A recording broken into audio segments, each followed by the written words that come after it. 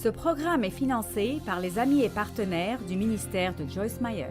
Quand nous donnons dans n'importe quelle forme, que ce soit un compliment, une offrande, du temps pour quelqu'un, quand nous donnons, je pense que nous sommes plus comme Dieu qu'à n'importe quel moment dans nos vies. En ce moment, nous sommes plus comme Dieu. Vous savez pourquoi? Parce que Dieu est un donneur.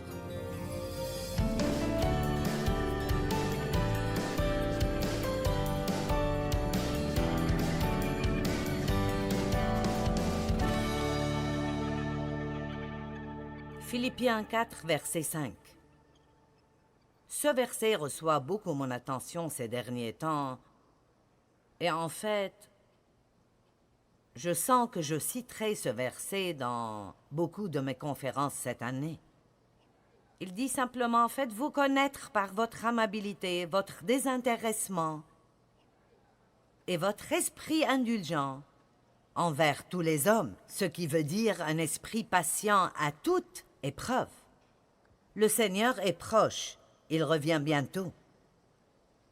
Maintenant, l'apôtre Paul et beaucoup d'autres apôtres ont beaucoup parlé de la venue imminente de Jésus. Et j'aime particulièrement ce verset parce qu'il dit, maintenant il dit, assurons-nous que nous persévérons et que nous vivons bien. Et alors, l'une des choses que nous devons vraiment consolider est de ne pas être égoïste. Personne n'a besoin de ceci. Vous êtes tous bien. Personne ici n'est égoïste. Ceci est pour les autres, mais je le prêcherai de toute façon. Il dit, faites-vous connaître par votre amabilité, votre désintéressement et votre esprit indulgent envers tous les hommes. Et pourquoi? Parce que le Seigneur est proche.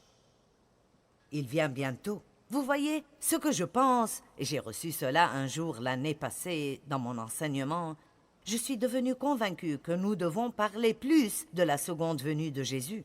Je crois vraiment que le Seigneur vient bientôt. Et vous pouvez dire, ils ont cru ça aussi, et regardez combien de temps ça fait. Eh bien, je suis d'accord avec vous, mais je pense que s'ils pensaient que le temps était proche, je dois vraiment sonner de la trompette, parce que mon bientôt est plus proche que leur bientôt. Et je pense que nous avons la responsabilité de continuer à rappeler les gens. Et écoutez, ce ne sera plus long et nous nous tiendrons devant le Seigneur. Et la Bible dit dans Romains 14, 12, « Chaque homme, chaque femme, chaque personne, sans exception, se tiendront devant le Seigneur et rendront des comptes pour leur vie. » Maintenant, je ne sais pas pour vous, mais je ne pense pas que je suis naturellement généreuse. Je ne trouve pas la générosité dans la liste de Galates concernant les œuvres de la chair. Aucune des œuvres de la chair n'est la générosité. En fait, je remercie Dieu parce qu'il m'a vraiment beaucoup changé. Mais l'égoïsme est si intrinsèque à notre chair que si nous ne nous en gardons pas, la Bible dit « Gardez-vous ».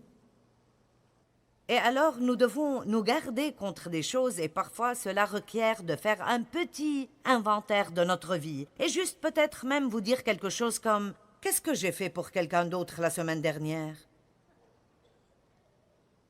Je vais de l'autre côté de la salle, vous n'êtes pas... Allez, je veux un peu d'encouragement. Amen. Je veux dire, dites-vous juste une fois par semaine. Mettez juste cela dans votre semaine. Mettez-le sur votre calendrier. Qu'une fois par semaine, vous allez avoir une réunion de 5 minutes avec vous-même. Vous avez des réunions avec vous-même? Je fais ça avec moi-même tout le temps. Nous devons faire cela. Et demandez-vous juste ce que vous avez fait pour quelqu'un d'autre dans les 7 jours derniers.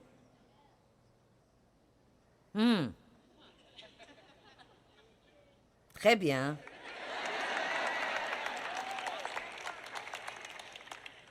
Maintenant, Ésaïe 32, 8.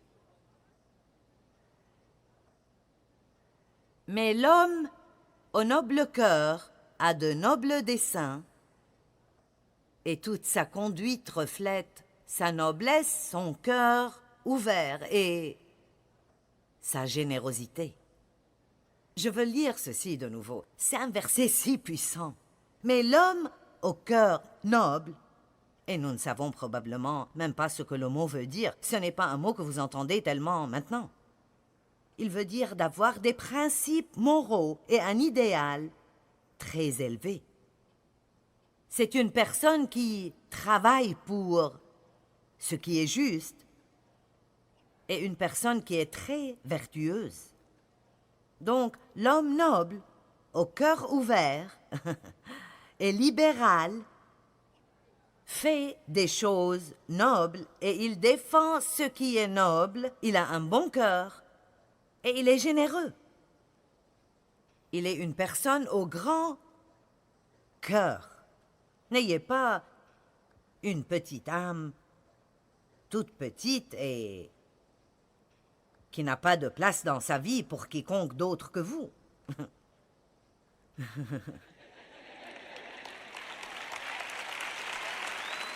D'accord, écoutez, soyez encouragés. Quand vous quittez d'ici, vous pouvez aller prendre un café. Vous pouvez prendre un burger.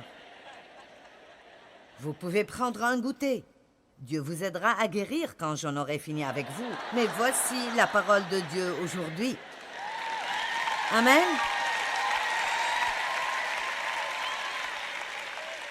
Maintenant, nous devrions penser à la beauté de ce genre de personnes. Vous savez, il y a un mot que j'aimerais que nous utilisions dans ce pays plus souvent, et c'est le mot magnifique. Si vous allez en Australie, tout est vraiment magnifique. Je veux dire, si vous prenez un bon repas, c'est magnifique. Si vous entendez un beau chant, c'est magnifique. Si quelqu'un fait quelque chose de gentil, c'est magnifique. J'aime passer du temps avec Darlene Zschech. Je ne le fais pas autant qu'avant, mais j'aime passer du temps avec elle parce qu'elle dit juste « Oh, c'est magnifique, c'est si magnifique, c'est magnifique. » Et vous savez quoi? La beauté est attrayante. La beauté nous attire. Quand je me mets là et je pense aux choses que j'aime faire le plus dans ma vie, l'une des choses dont je jouis est juste les choses magnifiques. Les paysages magnifiques, un bel arbre, un beau meuble pour la maison, tout. J'aime juste la beauté. Et vous savez pourquoi nous sommes comme ça? Parce que Dieu aime la beauté. Et je pense qu'il veut nous regarder un peu plus souvent et dire « magnifique ». Amen. Je pense que quand vous regardez votre vie et vous dites « je ne vais plus continuer comme ça, je n'ai vraiment rien fait pour quiconque dans les 2 semaines passées, je vais m'occuper ici et être une plus grande bénédiction », je crois que Dieu dit « magnifique ». C'est magnifique. Vous savez quoi? Quand nous donnons dans n'importe quelle forme, que ce soit un compliment, une offrande, du temps pour quelqu'un, quand nous donnons, je pense que nous sommes plus comme Dieu qu'à n'importe quel moment dans nos vies. En ce moment, nous sommes plus comme Dieu. Vous savez pourquoi? Parce que Dieu est un donneur. Car Dieu a tant aimé le monde qu'il a donné, et il n'a pas juste donné ce qu'il devait donner, il a donné le meilleur. Allez maintenant, il a donné le meilleur qu'il a. C'est merveilleux ce que Dieu nous a donné. Je veux dire, mon Dieu, qui pourrait un jour comprendre ce qu'il nous a donné et ce qu'il a fait pour nous, alors que vous étiez toujours dans le péché.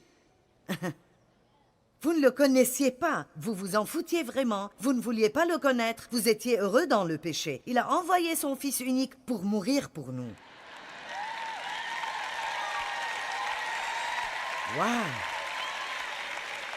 Qui ferait cela? Peut-être pour quelqu'un de génial, vous feriez un petit quelque chose. Mais qui ferait quoi que ce soit pour la pire crapule que vous connaissiez? Nous ne faisons pas cela. Mais Dieu peut nous enseigner à faire cela.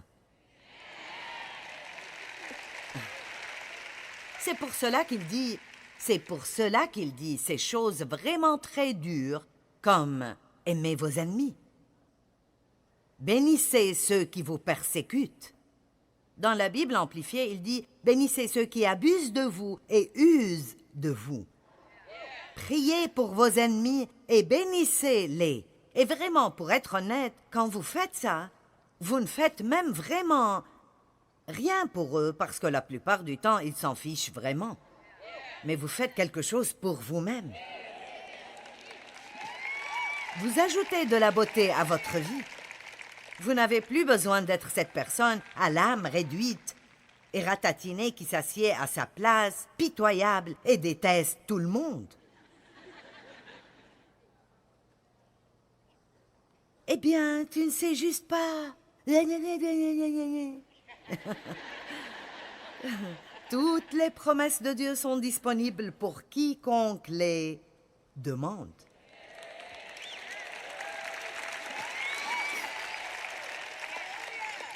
Acte 2, 46.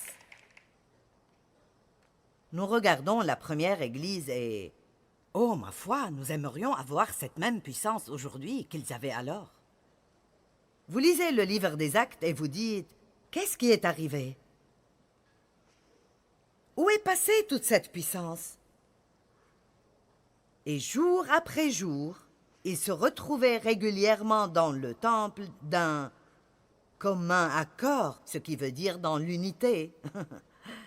Ils rompaient le pain dans les maisons et prenaient le repas du Seigneur. Ils partageaient leur repas dans la joie, avec générosité et simplicité de cœur.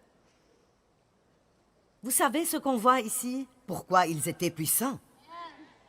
C'est la raison pour laquelle ils étaient puissants. Ils étaient simples, ils étaient reconnaissants, ils s'entendaient bien et étaient généreux l'un envers l'autre. La Bible dit que nous devons être attentifs.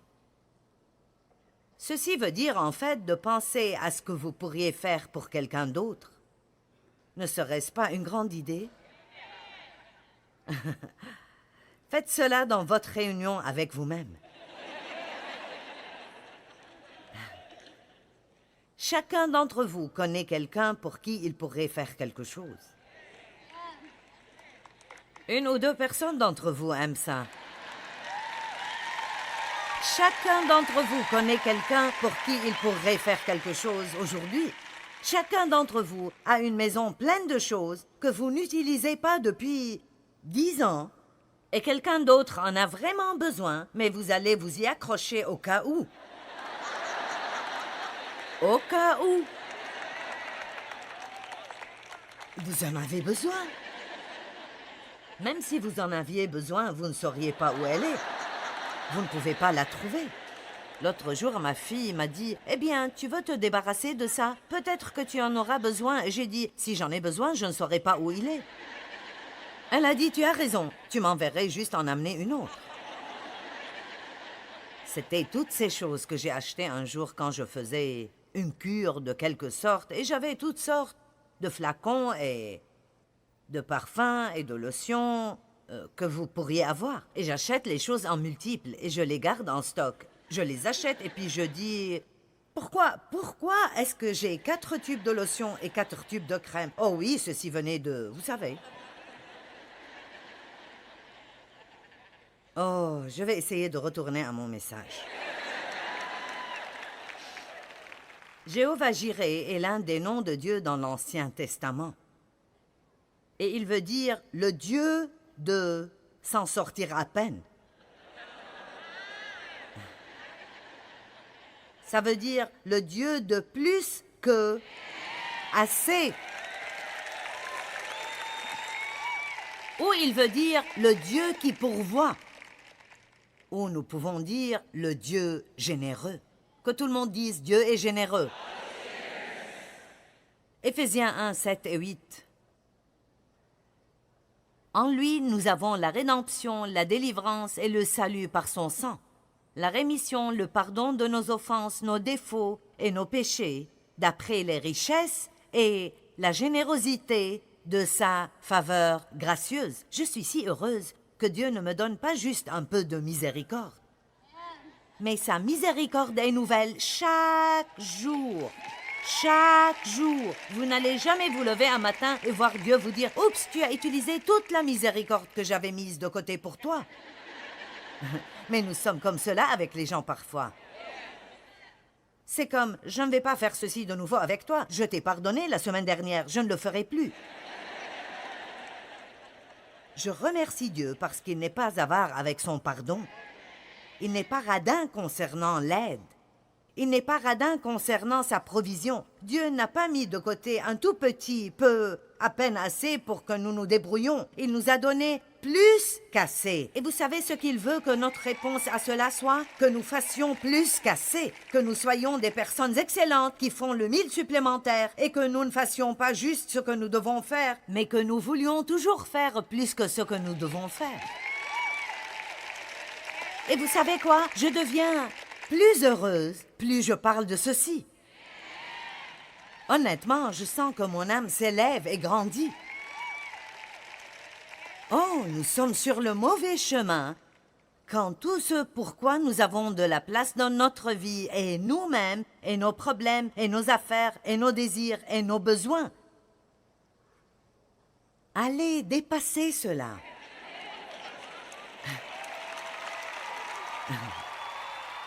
Remettez-vous-en et dites « Dieu, que puis-je faire pour quelqu'un d'autre aujourd'hui? » Soyez généreux, bien sûr en donnant financièrement. Il y a tellement de personnes dans le besoin. Et en donnant pour l'Évangile, il y a tellement de gens qui ont besoin d'entendre.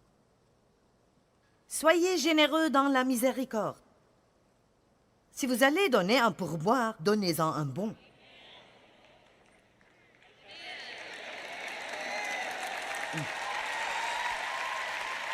C'est ce qui fait vivre ces personnes.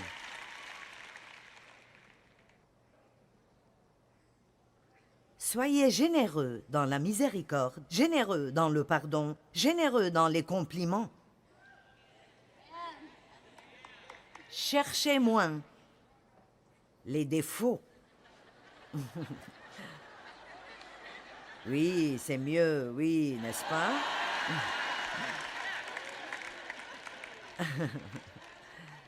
Un peu plus d'encouragement. Mon Dieu, le monde est plein de gens qui sont prêts à abandonner. Ils n'ont pas besoin qu'on leur dise ce qui ne va pas en eux et combien ils sont mauvais. Il y a un temps pour cela. Mais si vous allez corriger quelqu'un, mélangez cela avec beaucoup d'encouragement. C'est beaucoup plus facile à avaler.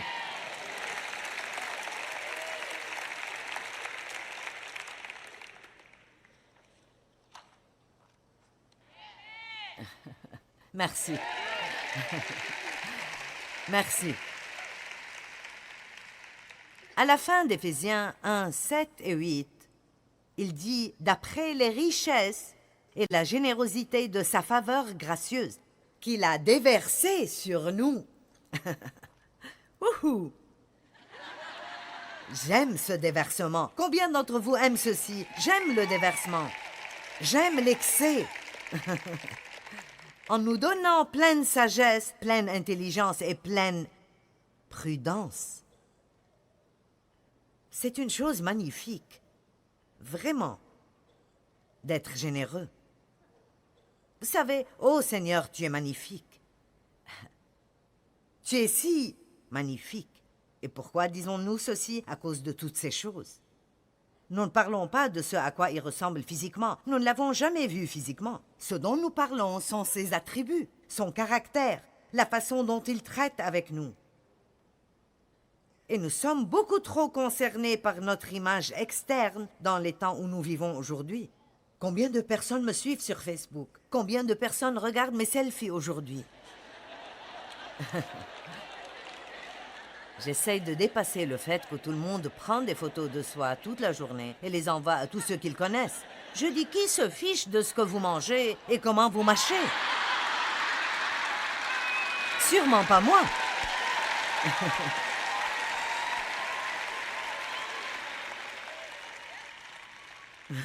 Nous devons juste faire attention à ne pas trop nous emporter. Votre valeur n'est vraiment pas dans combien de personnes vous suivent sur Facebook. Périodiquement, on me dit combien de personnes sont sur le nôtre. Je ne vais jamais demander parce que franchement, je n'ai pas besoin de savoir cela. Je dois servir de la même façon si j'ai 2 personnes dessus ou 25 millions de personnes dessus. Vous savez pourquoi? Parce que Dieu s'intéresse aux individus. Amen? Donc faites attention. Gardez-vous. Soyez sages et n'allez pas trop loin.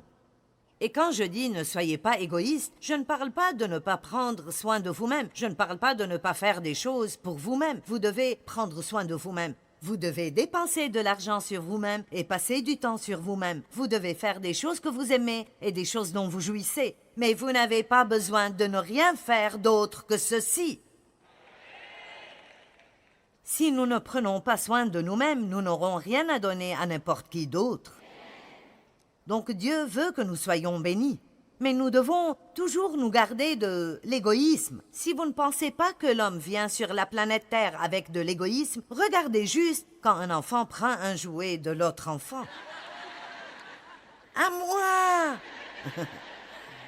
Et nous crions toujours ceci aujourd'hui. Nous ne le disons juste pas aussi haut qu'eux.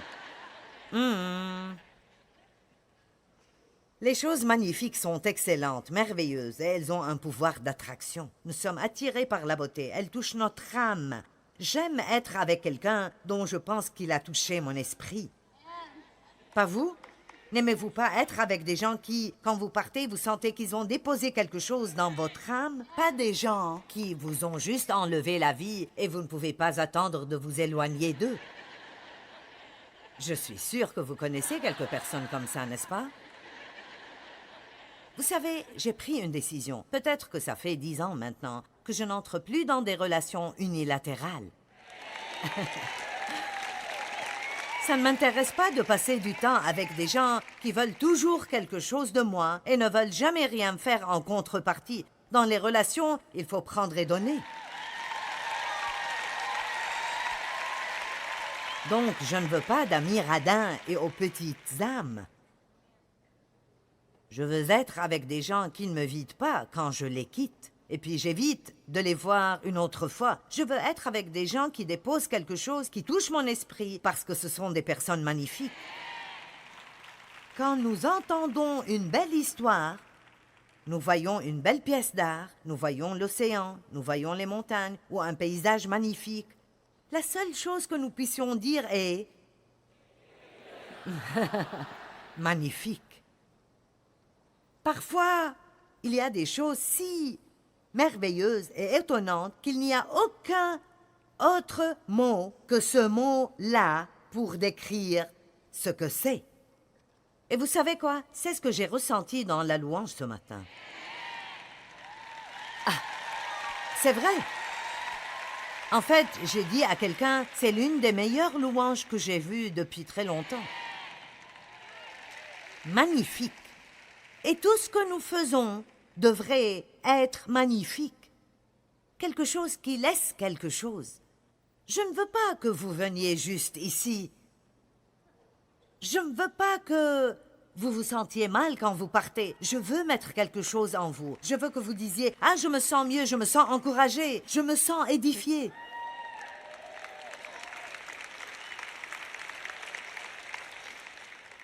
Le mot généreux veut dire libéral, fastueux, magnanime, munificent, gracieux, désintéressé et abondant. Regardons Deutéronome 15:11. J'aime beaucoup ce passage. Nous revenons au début de la Bible. Il y aura toujours des pauvres dans le pays. C'est pourquoi je t'ordonne d'ouvrir toute grande ta main à ton compatriote, aux malheureux et aux nécessiteux dans ton pays. Quand c'est le moment de la dîme, est-ce que vous prenez la plus petite monnaie que vous voyez? Ou est-ce que vous sortez un peu de cette réserve d'argent que vous avez cachée dans ces compartiments secrets? Allez, nous en avons tous quelque part. Soyez magnanime. vivez largement. Nous avons tous besoin de nous garder contre l'égoïsme. Et honnêtement, l'une des meilleures façons de faire cela est d'être exprès aussi généreux que vous pouvez l'être de n'importe quelle façon que vous le pouvez. Vivez avec une main ouverte et un cœur ouvert parce que c'est vraiment magnifique quand vous faites cela.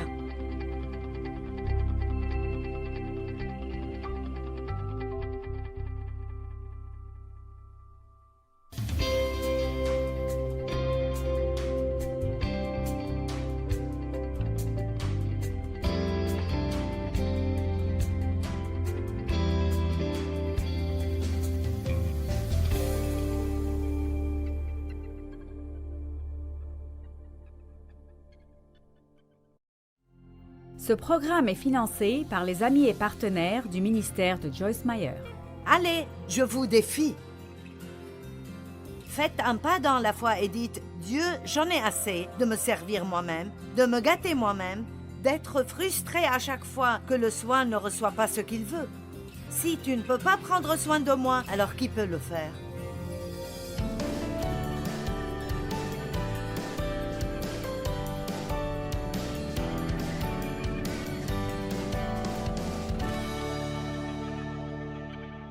Eh bien, la générosité n'est pas naturelle.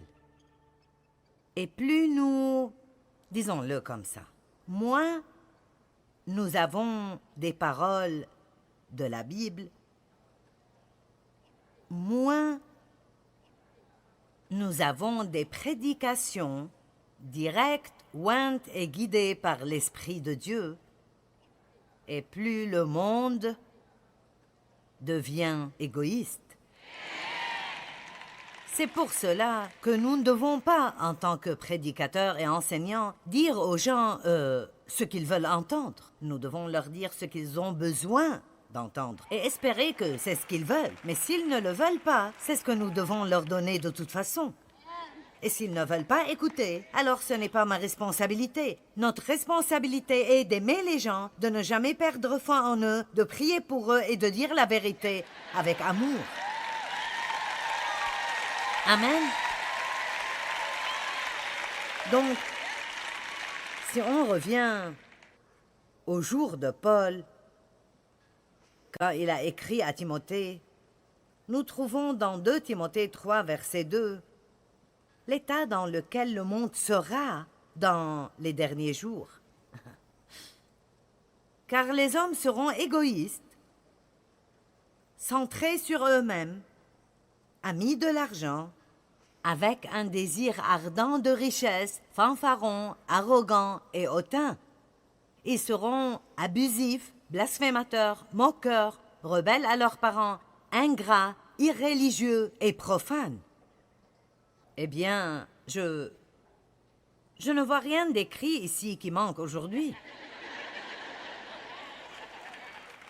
Ne soyez pas déprimés, ce ne sont pas de mauvaises nouvelles. Parce que c'est l'ère, le moment, l'année que Dieu a choisi pour que nous y soyons en vie sur terre. Allez, ceci est merveilleux.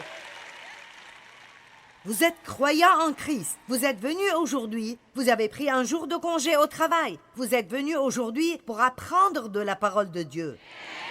Alors là, je vais le faire maintenant. Et je vais dire, ceci est l'état du monde, mais ça ne doit pas, ça ne peut pas, ça n'oserait pas être notre état. Et alors, nous allons nous encourager l'un l'autre à être généreux. Vous savez, il y a en fait des versets qui nous disent que nous devons continuellement nous encourager l'un l'autre pour avoir le cœur généreux. Allez, nous n'avons pas besoin de nous asseoir à déjeuner avec nos amis et ne rien faire d'autre que de parler de tous nos problèmes. Pourquoi ne pas parler de comment vous pourriez être une bénédiction pour quelqu'un d'autre? Ah, ce serait amusant, n'est-ce pas?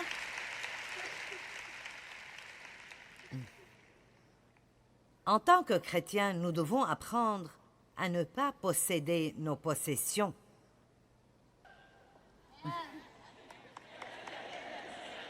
Parce que la vérité est que rien de ce que nous avons nous appartient vraiment.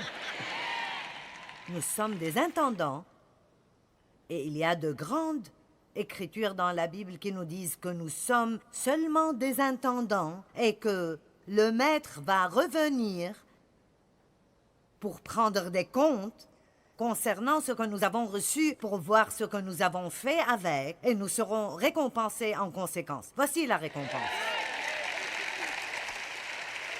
Amen. Je pense que Roy et Cathy auront une récompense phénoménale. 19 ans à aller et revenir sur cette route, servir des prisonniers, des prisonniers, des prisonniers, des prisonniers. La plupart des gens dans le monde, vous savez, tout le monde sait ce que je fais. Je suis à la télévision. Mais très peu de gens savent ce qu'ils font. Mais Dieu sait. Dieu sait. Et vous voyez, si Dieu vous a donné une tâche, la meilleure chose que vous puissiez faire est de juste faire votre tâche et de continuer, et continuer, et continuer, et continuer, et continuer, et vous garder pour ne pas avoir une petite âme et être égoïste. Parce que le Seigneur revient bientôt. Je vais dire cela souvent cette année. À chaque fois que vous allumez la télé, vous entendrez le Seigneur revient bientôt. Je pense que nous devons nous préparer et je pense que nous devons préparer les gens. Et alors, vous voyez, c'est là l'état du monde. Mais ce n'est pas notre état. Alors que sommes-nous? Nous sommes des lumières. Allez, c'est si simple. Le monde est plein de ténèbres. Nous sommes la lumière. Il est la lumière du monde, et maintenant nous le représentons. Alors tout ce que nous devons faire est juste de briller. Tout ce que nous devons faire est juste d'enlever la poussière de sur nos ampoules et d'allumer la lumière. Allez, si vous avez une lampe à intensité réglable, mettez-la au plus haut niveau. Amen. Je ne veux plus de cette lumière d'ambiance dans ma vie. Mon Dieu, l'hôtel où je suis cette fois, vous pouvez à peine vous voir vous-même. Je suis comme... Et alors, tout est jaune, je suis jaune. C'est comme... Moi, j'aime la lumière. Parfois, quand je fais une conférence comme ça, et je suis dans un hôtel comme ça, je sais pourquoi ils font ça. Ils ne veulent pas que la facture soit élevée. Mais j'aimerais pouvoir me voir quand je suis dans l'hôtel. Je veux dire honnêtement, si je ne fais pas attention, quand je sors de là... je commence à me sentir un peu opprimée. Nous avons besoin de lumière. Le monde ne semblerait pas être si opprimé si nous sortions là dehors et nous brillons.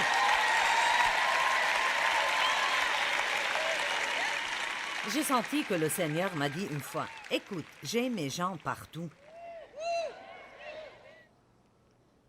Ils sont dans les usines, ils sont dans les écoles, ils sont au collège, ils sont dans le gouvernement. » Ils sont dans les magasins, ils sont dans l'épicerie. Nous sommes partout.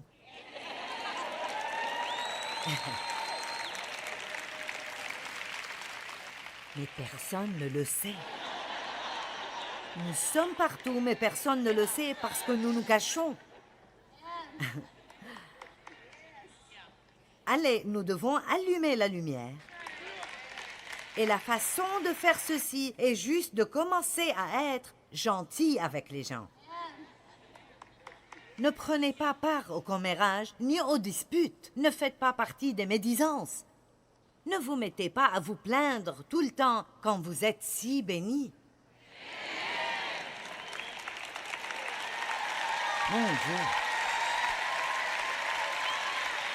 Oh, je suis si enthousiasmée aujourd'hui.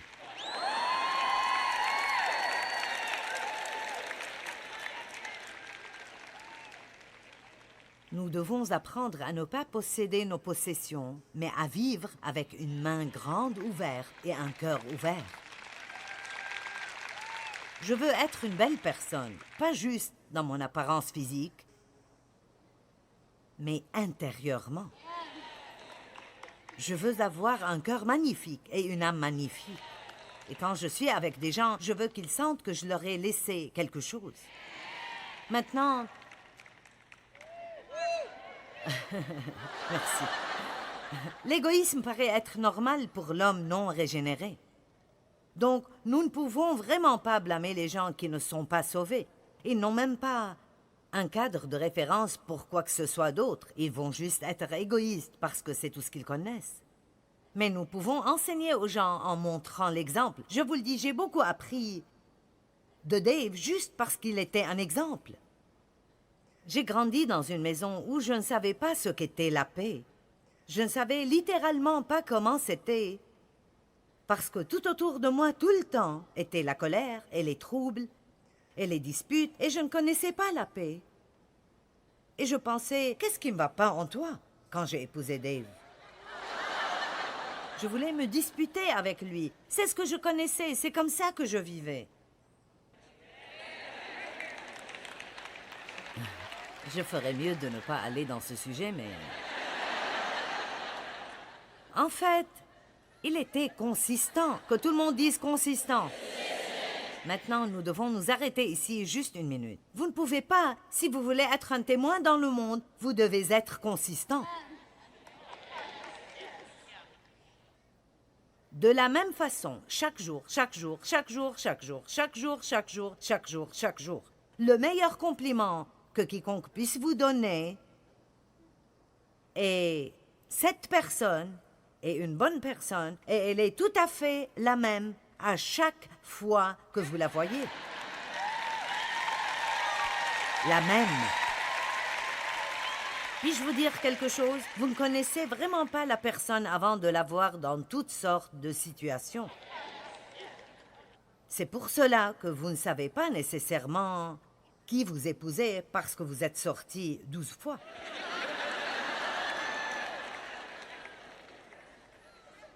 Sortez avec eux assez longtemps pour passer par le feu avec eux. Allez.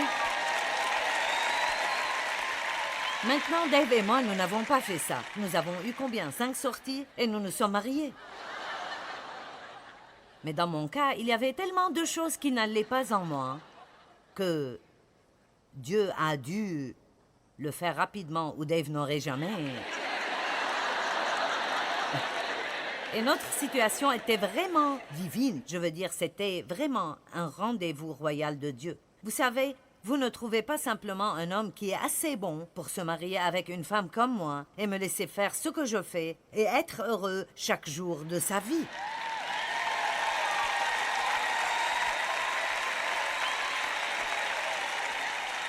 Et Dave est si aimant et si... bon avec moi. Et il est devenu meilleur comme il vieillissait. Je veux dire, les dames, Dave fait la vaisselle. Il fait la lessive. Il repasse mes habits si j'en ai besoin. Il remplit l'humidifiant. Et il joue au golf. Beaucoup et beaucoup et beaucoup de golf. Et il regarde le baseball et le basketball et le tennis et le golf et... quoi d'autre? Je ne sais pas, je ne sais pas. Football, bowling, je veux dire quoi que ce soit. Si ça rebondit ou ça roule, Dave est partant.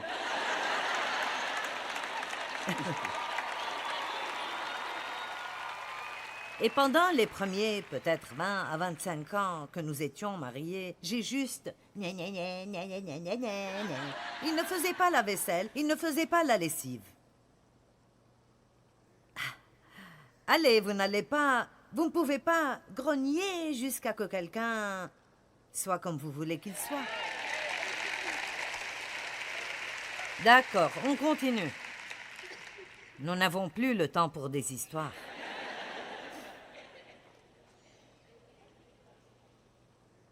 Nous devons sortir au monde et être un exemple. Nous devons combattre l'avidité. Parlons un peu de l'horreur de l'avidité et de l'avarice. Ce n'est certainement pas beau. Proverbe 28-25. L'homme insatiable excite les querelles, mais celui qui se confie en l'Éternel est rassasié et béni. L'homme avide qui n'a pas de paix et n'est jamais satisfait. Luc chapitre 12, verset 15 dit « Gardez-vous de toute convoitise, le désir immodéré pour la richesse et les désirs avides de posséder plus, car la vie d'un homme ne dépend pas et n'est pas dérivée de la possession en abondance ou de ce qui est au-delà de ses besoins. » L'une des façons de nous garder de l'avidité est d'être agressivement généreux. Ceci est vraiment si important que Paul a même dit aux Corinthiens qu'ils ne devaient pas s'associer avec les personnes avides et gourmandes. Il a dit « Ne passez pas trop de temps avec eux, parce que cela déteindra sur vous. » 1 Corinthiens 5, 9 à 11, « Je vous ai écrit auparavant de ne pas avoir des relations proches et habituelles.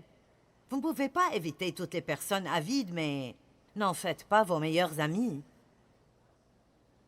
Avec des personnes impudiques et impures, vous ne pouvez pas éviter toute relation avec les personnes immorales dans ce monde, ou avec les avares et les tricheurs et les voleurs ou les idolâtres, car alors il vous faudrait sortir de la société humaine elle-même. » Je pense que Paul a eu une révélation. Dans 1 Timothée 3, 8 et Tite 1, 7, Paul a dit que ceux qui sont dans le leadership, dans l'Église, ne doivent pas être avides. Waouh!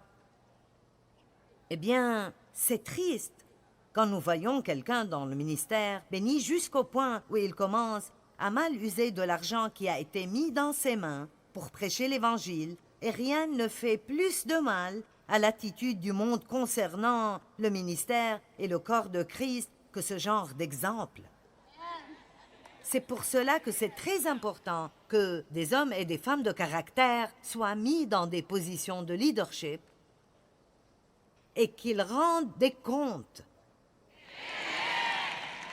Quand les gens ne rendent pas des comptes, je ne sais pas s'il y a beaucoup de gens qui ont même la capacité de rester sur le droit chemin s'ils n'ont aucun compte à rendre dans leur vie. S'il n'y a aucune autre raison pour faire partie d'une église locale, c'est cette raison, parce que peut-être que si vous ne venez pas pendant 6 mois, quelqu'un pensera à vous et viendra vous chercher pour voir si vous vous êtes égaré. Allez à une église où les gens s'occupent de vous. N'allez pas quelque part où vous pouvez ne pas aller pendant 9 mois et personne ne sait si vous êtes vivant ou mort.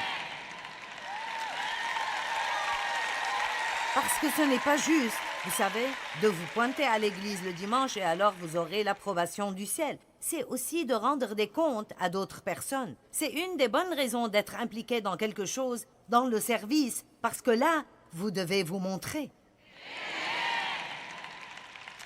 Remarquez bien que je n'ai jamais manqué aucune de mes réunions.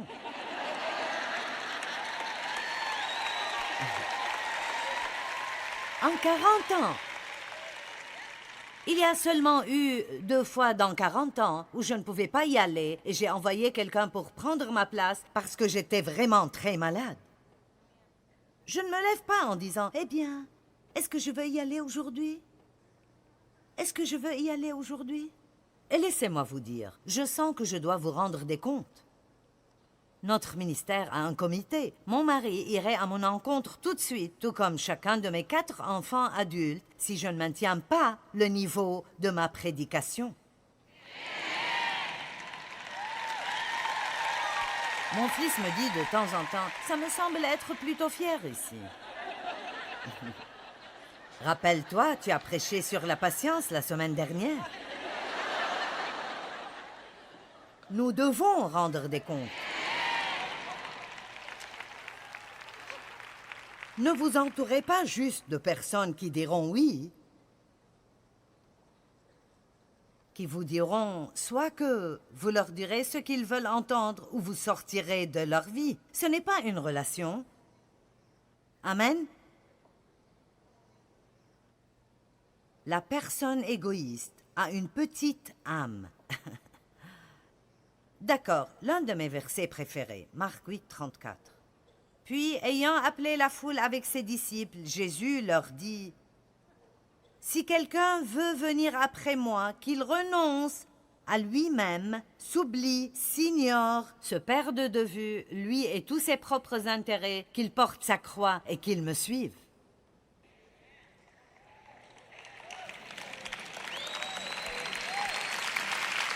Ces applaudissements ont commencé plutôt faibles. Vous savez, je veux dire, c'est un verset plutôt difficile. Tu veux dire que tu ne veux pas que je m'occupe de moi-même du tout? Et la première chose qui nous vient à l'esprit est, eh bien, et moi, qui prendra soin de moi, qui fera quoi que ce soit pour moi? Eh bien, si nous faisons cela à la façon de Dieu, alors il prendra soin de nous. Donc voilà ce que je veux vous dire aujourd'hui. Si vous avez passé votre vie à essayer de prendre soin de vous-même, vous n'avez aucune idée de ce que Dieu peut faire pour vous si vous faites une grande fête de retraite. Vous prenez la retraite dans le soin de soi et vous vous mettez dans ses mains et vous donnez votre vie pour être une bénédiction partout où vous allez. Allez, je vous défie. Faites un pas dans la foi et dites « Dieu, j'en ai assez de me servir moi-même, de me gâter moi-même, d'être frustré à chaque fois que le soin ne reçoit pas ce qu'il veut. Si tu ne peux pas prendre soin de moi, alors qui peut le faire ?» Vous savez, si j'avais dit à Dieu, si vous êtes un peu religieux, cela vous gênera peut-être. Mais je prends ma chance. J'ai dit, d'accord Dieu, si je serai une femme entièrement pour toi, alors je veux que mes besoins soient pourvus. Occupe-toi de moi.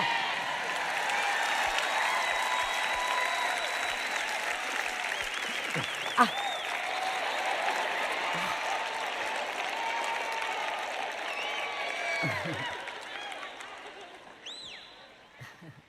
Fais de l'Éternel tes délices, et il comblera les vœux secrets et les désirs de ton cœur. Pourchassez Dieu, et il fera que les choses vous pourchassent.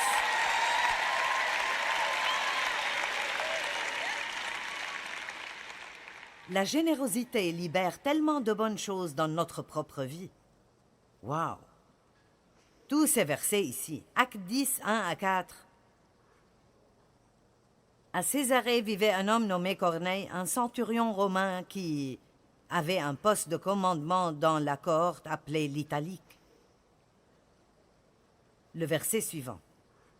Il était pieux et vénérait Dieu et lui donnait une obéissance révérentielle avec tous les gens de sa maison. Maintenant, regardez ceci. Et il était généreux envers les pauvres du peuple et priait Dieu en tout temps. Donc cet homme était un prieur et un donneur.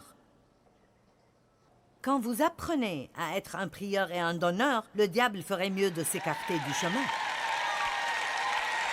Un prieur et un donneur. Je veux vous ramener aux choses simples. Voyons, qu'est-ce que j'ai fait pour aider quelqu'un d'autre cette dernière semaine?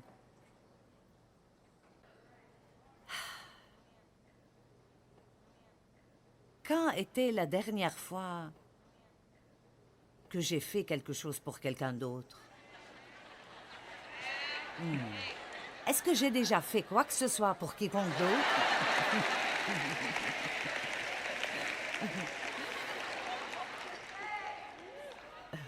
Quand Dieu voit ma vie, est-ce qu'il dit « magnifique » ? Absolument magnifique. Amen. Vous savez quoi? Je veux que Dieu soit fier de nous. De chacun de nous qui s'appelle un chrétien. Je veux que Dieu soit fier de nous. Amen. Nous avons tous besoin de nous garder contre l'égoïsme.